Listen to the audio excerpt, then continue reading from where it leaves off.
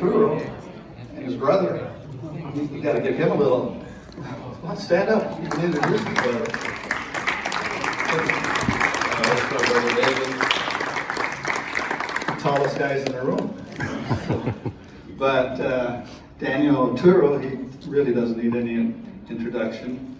But I'm going to be asking him a couple questions here, and he's not used to this really, so we thought this might be a good way to get him here. And of course, Becky, my screen only lasts about 2 seconds before it goes black. So, but anyway, Daniel, welcome to the Golden Dunkers. We've been around for a long time, and let's give another big round of applause.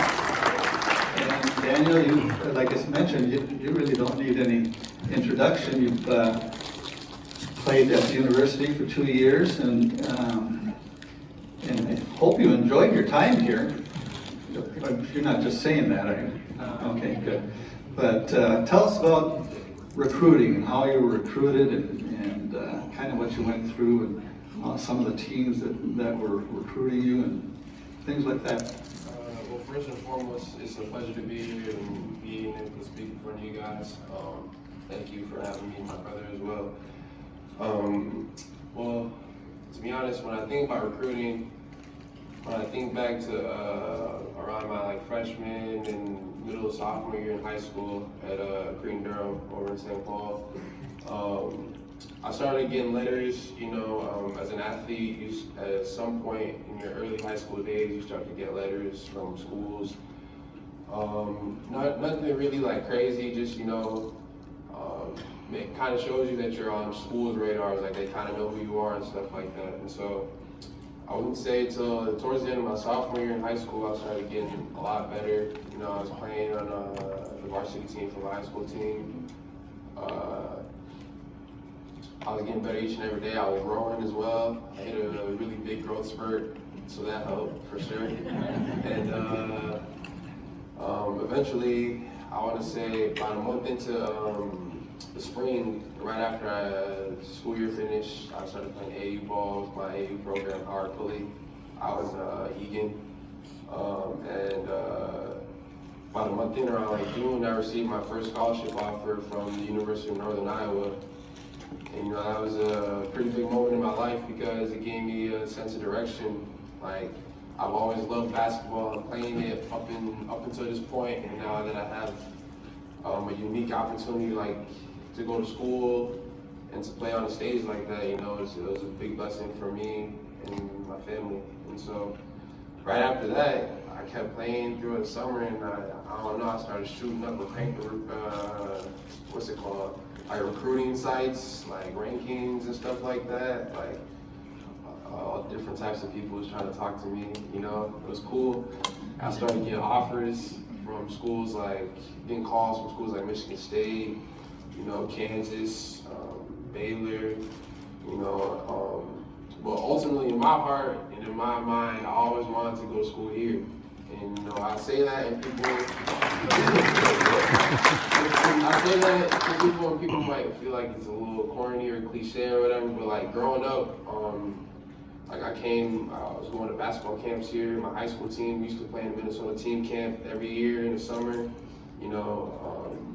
Playing in the pavilion, the PAV. And I always liked the old, historic feeling that the Williams Arena gave me. I thought it was the dopest place ever. And so, see, that's the young language, I don't know. But ultimately, I was getting attention from a lot of schools, and my mind always told me that I wanted to stay here and have the opportunity to play in front of my brothers, my sisters, my friends, my family, my parents, and so when I finally got a scholarship offer to come to school here, and I was over the moon. I was excited. I was like, man, I already know where I'm going. I might as well stop all this. Technically, that's kind of what I did, because I committed to the University of Minnesota my junior year of high school, which is pretty early for, kids to commit to schools. But in my mind, I was like, I already know where I'm going, so I appreciate the attention and the recognition of my game, but I know where I'm heading. Yeah, thank you. So you committed, you signed, and you started really, tell us about your first, your first summer when you got on campus and working out and stuff like that. How was the program and how, I mean, it's a big change from high school to college and nutrition program and building muscle and getting healthy and stuff like that. How was that experience? Yeah, well for me, I didn't actually get to do any of that, actually. My freshman year, the summer going into my freshman year on campus, in April, I tore my labrum and I broke some bones in my shoulder, my right shoulder, my shooting arm. So I had to get surgery, so I was in a sling for about, I would say from end of April all the way to end of September. And so yeah, I missed out on all that, but once I started, when I got to campus, I was still excited, I was happy, like moving into, I don't even know, moving into Wilkins. I came in, my freshman class that I came in were two other Minnesotans that I played AAU ball with, Jarvis Mercer and Gabe Kelcher. And so I already knew them, we've known them since we're young. And just having them with me coming in on campus, it made things all better, seeing how hard they worked in the weight room and on the court during the summer, like only motivating me more to get healthy as fast as possible so I can join them on, the journey we were about to go on. Great. So when did you start out slow then with your training and stuff like that and started playing? When did you play your first game? In January or December? So I think the original timetable for me to be fully healthy and being able to play was middle of December. So I think it might have been right in the middle of when Big Ten play starts. I think you play like these 2 or 3 games in December versus a couple Big Ten teams, and then you don't. And then I don't know how the scheduling works anymore, but I ended up being able to come back about a month and a half earlier. So like in the middle of October, I was able to start actually doing things with both my hands now. I was only at that point, before that, I was only using my left. And anybody that knows me knows I don't like using my left hand, especially in the game, and my teammates make jokes about that all the time. So it was definitely hard just having to use one hand. And then after that, I was cleared around maybe October 17th. Is that the date in my mind? And I started practicing, and then we had just like a close scrimmage you play before an actual game, like an actual preseason game. I played in that, I played well, and then after that, I was healthy and I was ready to go. I was able to play from the start of the season to the end. So do you think that helped you, being able to just working on your left hand during your career? I don't know, I still don't like using it, but I definitely think it was definitely a learning curve that I needed for sure. So you had a great, freshman season, and then you went on to your sophomore year and had another great year. Out of those 2 years as a Gopher, what stands out the most? Man, I definitely say a lot stands out. I feel like, when I look back at my time here as a player and as a student athlete, I definitely think it was an experience of a lifetime. I think being able to have a good freshman year as a player, and then, you look at how you did the first year, and then you come back for your second year, and you try to play, you exceed expectations, and you play at a level where people thought maybe he could play at that level, maybe when he's a little older and stuff like that, kind of taking people by storm, it motivated me a lot.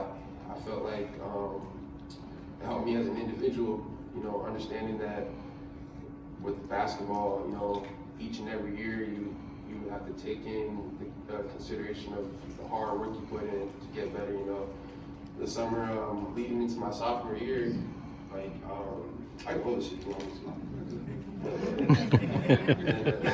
You're right, still good. Yeah, probably a lot more than mine. But I would say, that summer leading into my sophomore year, I put in a lot of work with our strength staff and on the court, working on my jump shot, being able to be a floor spacer. I definitely believe that adding those dimensions to my game would help me overall. And, just understanding that putting in the work each and every year and keep getting better is just like the mindset I came out when I left school here with, just trying to be each and every day better than I was the day before. So, a lot of people want to know, I know I do, but what's your favorite Richard Pitino story? If you're going to take a long time. I got you. There's a couple stories that stand out to me. He coached me for 2 years, and he was obviously here a lot longer before I came to school here. But I remember there's a couple of different stories, a couple of different conversations that I had with him. I definitely remember one that stands out to me was my freshman year. I think it's like midway through the season. I don't know, it's like the thing as a player you go through. It's like a slump. Like you're playing well, and then there's like a stretch of a couple games, a couple like weeks where you're not playing at the the high level that you're normally playing at. You go through that slump.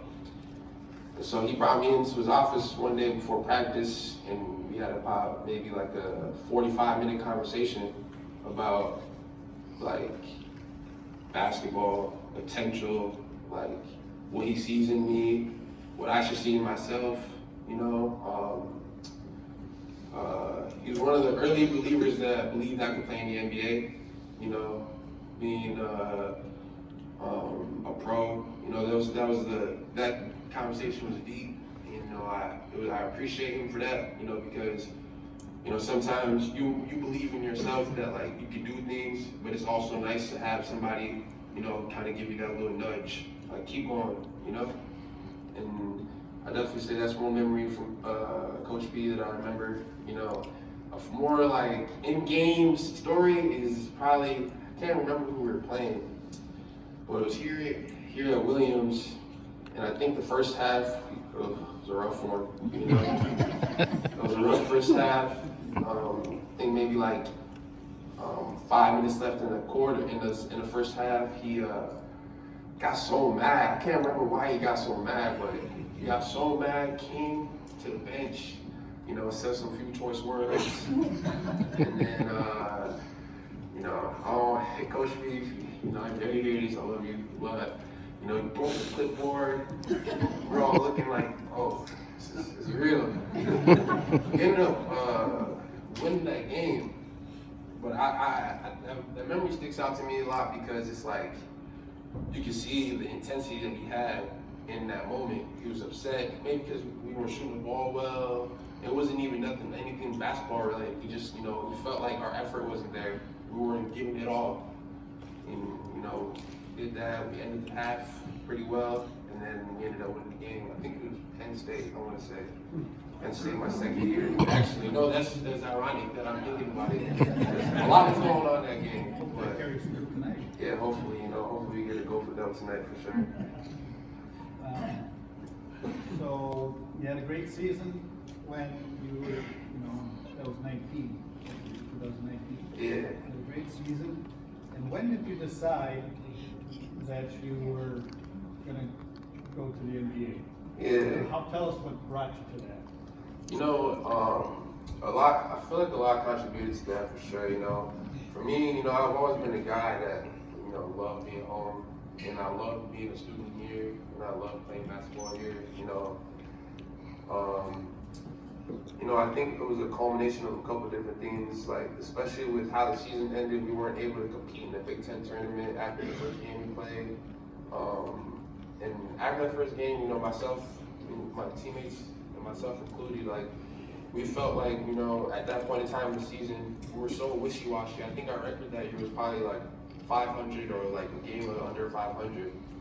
And we felt like we had a real chance to make a nice run in that tournament. And, with COVID happening, the unfortunate times that not only us here, but all over the world we're in, there was so much uncertainty with the upcoming college season. And in my mind, I felt like, I showed a lot of teams what I can do and what I can bring to an NBA franchise. Being able to shoot the ball, run the floor, block shots, rebound, etc.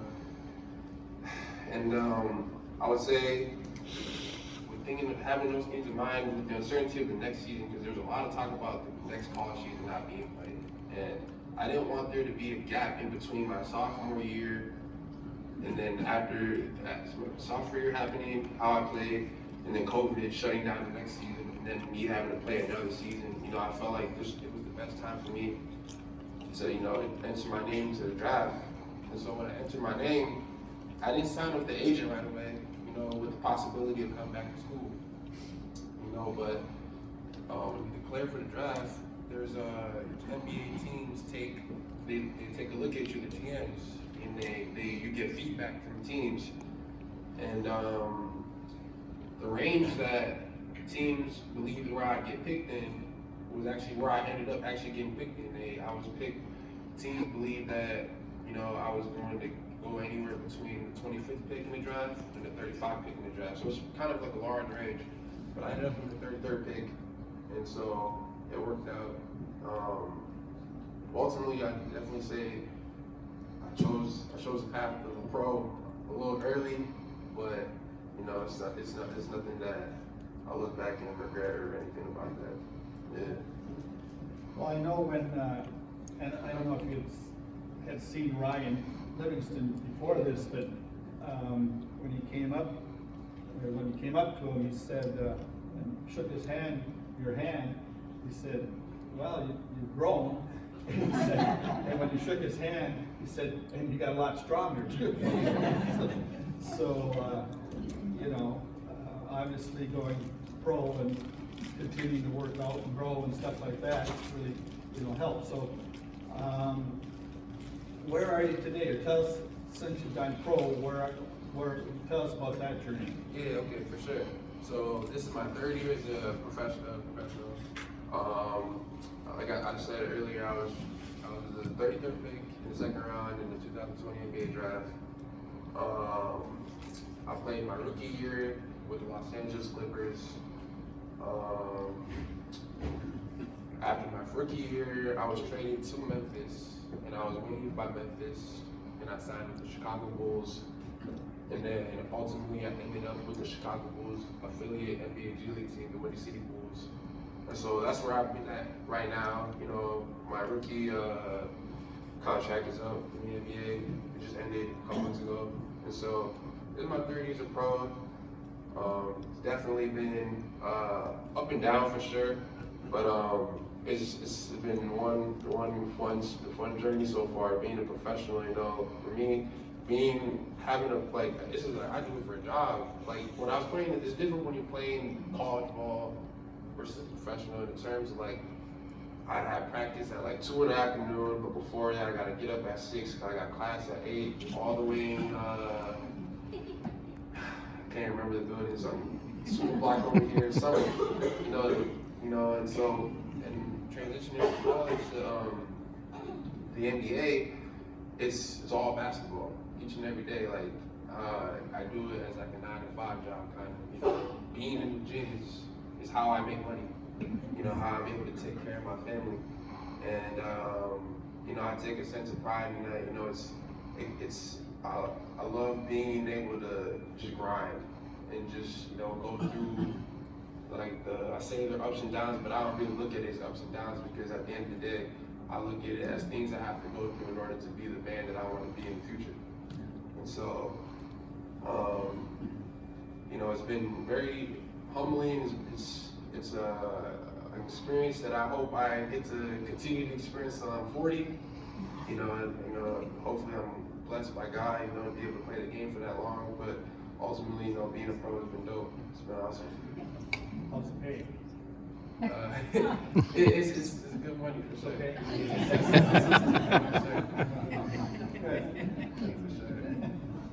So, you're not on a 2A, or are you on a 2A, or? Not anymore. Not anymore? No. But you were? Yeah, I was. You played with Amir for a year? Oh yeah, I played with Amir Coffee in Los Angeles. Yeah. How was that? Man, we was with each other every day. Yeah. You know, that's my guy. Even before I even came to the U here, we played for Howard Pulley. And so he's a little older than me, so he was a guy that I looked up to. So when he committed here and came to school here, you know, I was like, man, I thought that was the world right there. I'm like, man, like he doing the right thing, you know, because I feel like in my mind, you know, as an in-state recruit, as an in-state player here, you know, being able to play basketball in front of your home state, I feel like that's the best thing you can ever do, you know. Especially even if you are a guy that, you know, obviously the goal is to play in the NBA and is to be a pro.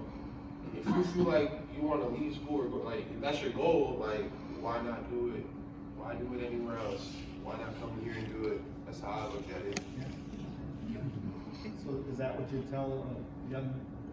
Any high school player that ever hits me up on Instagram or DMs me or whatever, asks me, yo, how's the U? I tell them how it is. Like, if you're looking to be an NBA player, like, if you're looking to spend 1 to 2 years, 3 years in school, like, why wouldn't you stay home for that 1 to 2 years? You know, your mom lived 20 minutes away.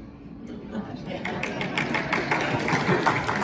Like, that's how it was for me. Like, my mom was scared. You could ask her. Like, I was always calling my mom. You know, mom, can I come home? Mom, can I get some food? You know what I'm saying? Like that's just like, you know, that's the thing. You know, like you get your mom, you get your family here. You know, you're not far from home. You know, you get to hoop, you get to play ball in the city, and then you know, like you play well. You know, you handle your business on the floor, and you know, like the professional opportunities, you know, they'll show themselves. Anything else you want to say before I open up for questions from the group? I mean, I'm We can open it up to questions for sure. You ready? Yeah. Okay. Anybody? Oh, look at them. There's hands going up everywhere. Yeah. Yes, sir. Or- Mine is real quick. Okay. So, was it Coach Johnson that was the main recruit for you in high school? Yeah. So Coach Ben Johnson and Ed Conroy, if he was a coach here. Though they were the two guys that recruited me the most to come here. You know, they, like I said earlier, my high school, Green Durham Hall, is probably 15 minutes away from here in Highland, St. Paul, and they were at my school like maybe 3 to 4 times a week. You know, I was big, you know, and like they were recruiting me. Not only that, like I was always coming to games here as well, and so after games, I would go hang out with Amir, Jordan Murphy, and you know, just guys on the team, and you know, they definitely all help when we come to school here. That's it. I watched so many part of the games you played recently. You really developed a very dangerous three-point shot. You weren't known for that in the Gophers, but you were drilling it. How did you, in the last few years, how did you get yourself to shoot that dangerously? You know, I definitely just give a testament to just hard work. You know, sticking with it with my assistant coaches. You know, the player development staff.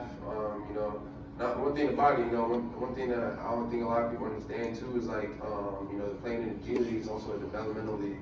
You know, like when you get drafted, you come into the league, you're not a complete player yet. You know, and so, you know, working with our player development team, you know, getting a lot of shots up each and every day, and just you know, keeping at it. Yeah, I definitely, and having the confidence. You know, you can work as hard as you can, but if you don't have the confidence to actually do it, you know, it won't show.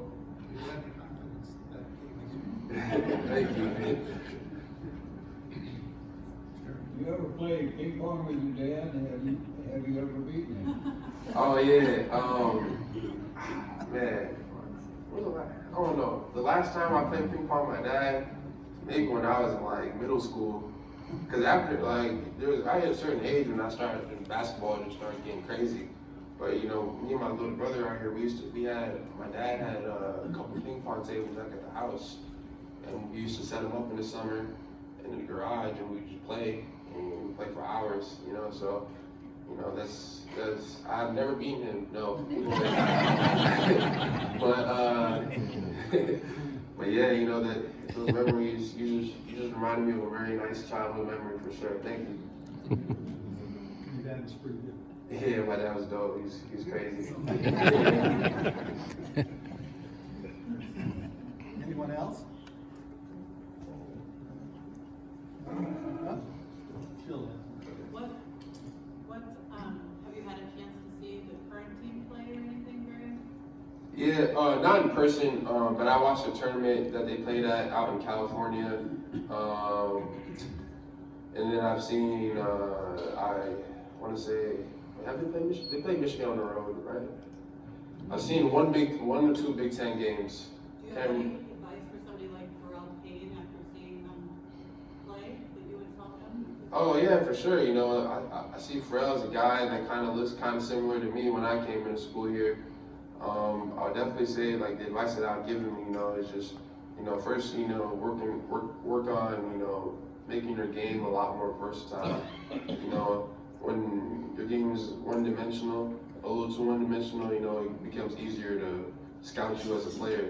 You know, I definitely tell him to, you know, work on the jump shot, you know, and the ball handling a little bit. You know, you don't have to be like Kyrie Irving or anything like that with the ball, but being able to take guys similar sizes to you off the dribble, you know, to the basket.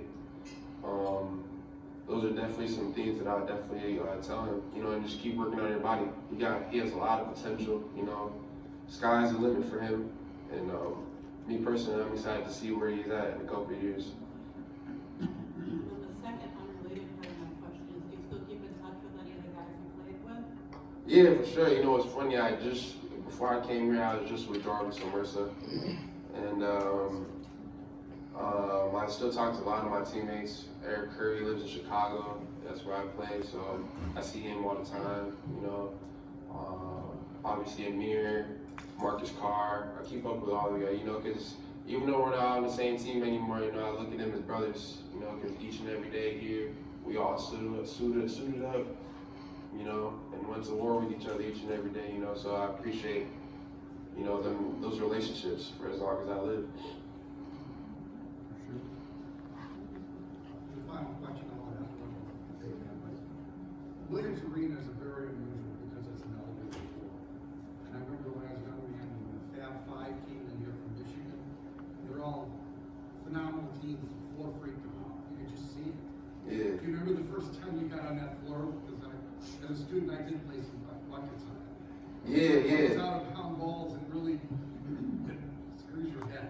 Nah, for sure. It's definitely a unique atmosphere. I think the first time I played on the floor actually was when I was in 9th grade for team camp with CDH, and it definitely was a little weird because I ain't never been on a floor that's not on the floor. So it was definitely a unique experience, but I thought it was cool though. You know, like the railing area with like, you know, like right in front of like the court where the basket is, like the student section area and stuff like that. You know, once I played on it, like it kind of like, cause I had been playing on that floor in high school like every summer, and so when I came to school, like it wasn't anything new to me, cause I've already been playing, like, yeah, I haven't practiced there pretty much the whole time. Yeah. On the personal side, I read something about you and your family really embracing charitable work. Can you share some of your personal side on some of the charity or faith? Yeah, you know, so like my parents are ordained ministers at a church here in St. Paul's. It's called Mountain Fire River Ministries, Pentecostal church. They have a lot of events that they hold for like drives, you know, for donations, you know, to people who need certain things and stuff like that. And so I, you know, having my parents already doing that, and then me just being there kind of helped me just already know I have somewhere where I can, you know, start to get my hand out here to help people, you know, out here. You know, I also have my own personal basketball camp for little kids that I hold at my high school in the summers. you know, so we get about 100, 150 kids, you know, come in and just run around, have a day, just being yourself all day, you know, and I think being able to do stuff like that is awesome, you know, because when I look at it myself as a child, those are things I never did, but those are things I wish I did, you know, and so, you know, giving kids a space to come and have fun for 4 hours of the day, you know, parents drop them off, you know, have some time to yourselves, you know, it's dope. I'm always happy and grateful to be able to give back.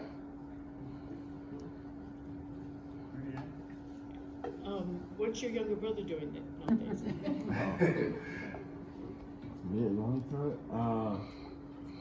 I'm on a gap year right now, so I'm not really going to school or anything. I've just been working all summer and all school year so far. And I'm coming here next year actually. So I'm 19 years old right now, so yeah, I'm going to be here turning 20, so that's what I've been doing so far. Really much. I've been working out. I've played a lot of basketball too, but pretty much it, yeah. Yep. You're back here, but I think he said he's a gopher?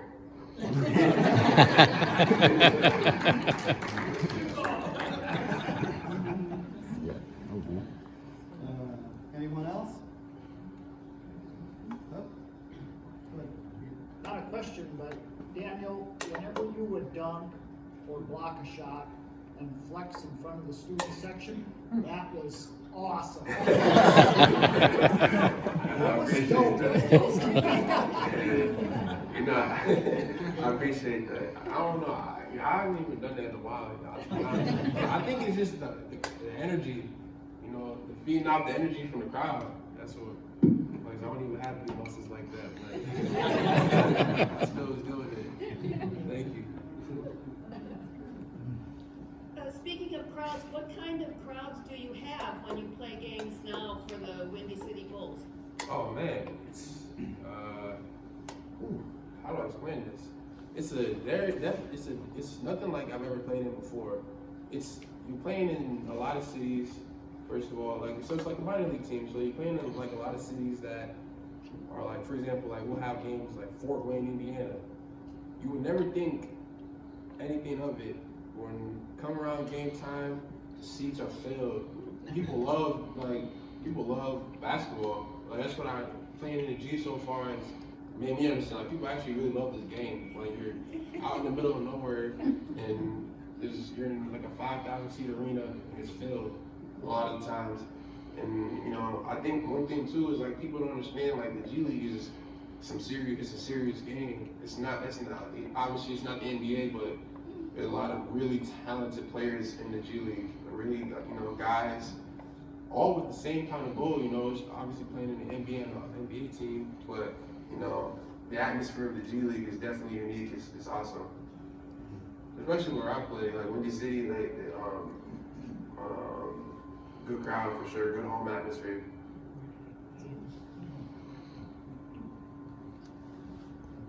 Anyone else? Well, Now, Daniel, I'd love to see you play until you're 40 and sign a big supermax. Afterwards, do you see yourself coming back to Minnesota and recruiting kids from the city like you to play for your home state? Man, I'm a homebody. I love Minnesota. I'm from Woodbury, Minnesota. So that's my goal is to, when I'm done playing, ultimately, settle down and live here.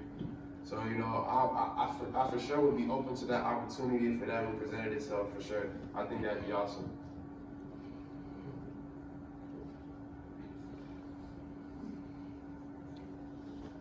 no one else? All right. Well, very good. Let's give it.